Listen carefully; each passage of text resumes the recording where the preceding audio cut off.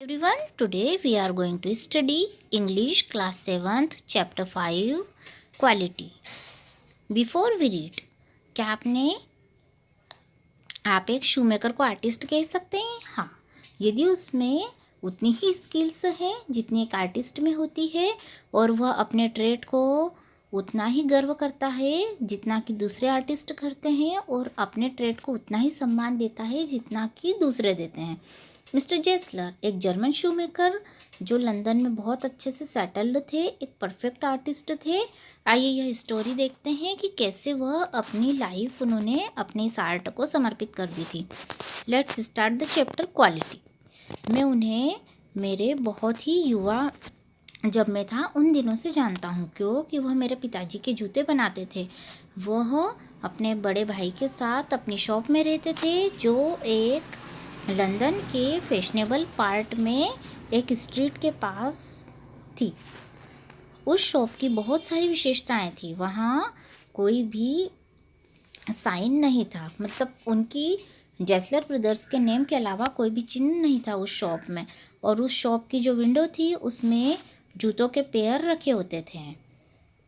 वह केवल वही बनाते थे जिसका उन्हें ऑर्डर दिया जाता था और उनके बनाए हुए जूते कभी भी फिटिंग में फेल नहीं होते थे। उनके बनाए हुए बूट्स उतने अच्छे बनते थे जितने कि अच्छे मुझे प्रतीत होते थे और उनके जूते हमेशा ही मुझे बहुत शानदार लगते थे।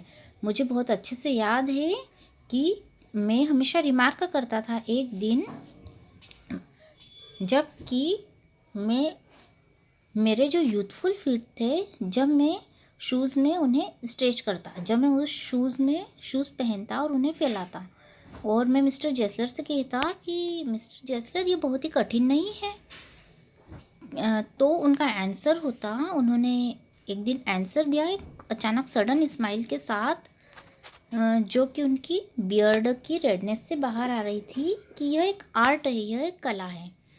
यह पॉसिबल नहीं था उन्हें अक्सर उनकी शॉप में जाना बहुत ही कम होता था, क्योंकि उनके बनाए हुए जूते बहुत लंबे समय तक चलते थे।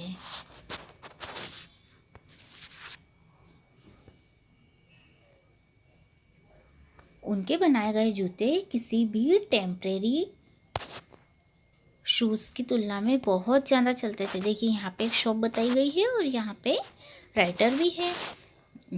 और वो बूट्स इतने अच्छे होते थे कि उनमें पैरों को बहुत अच्छे से फैला सकते थे। एक बार जब कोई व्यक्ति चला जाता तो बहुत दूसरी दुकानों की तरह नहीं जाता था, बल्कि वह बहुत रिस्पेक्ट के साथ जाता था। जब भी वह एंटर होता था तो ऐसे एंटर होता था जैसे किसी चर्च में एंटर हो रहा हो। और वहाँ पे एक लकड़ी की सिंगल चेयर पर वह बैठता था और इंतज़ार करता था।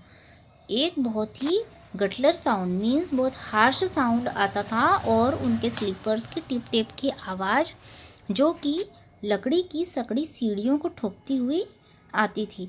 और वह खड़े होते थे, विदाउट कोट खड़े होते थे और वह एक लेदर का एप्रिन पहने हुए रहते थे जिसकी आस्तीनें पीछे की ओर मुड़ी हुई रहती थी।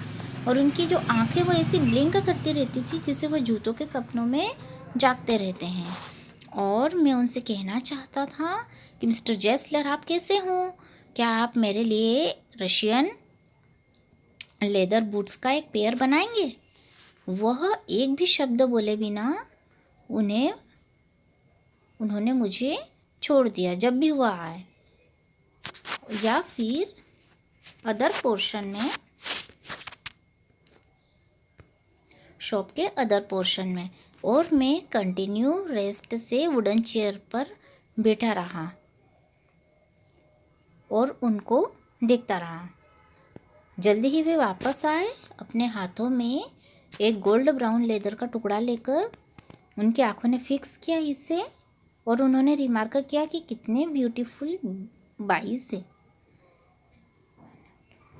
जब मैंने इसे एडमायर किया तो वह फिर से बोले कि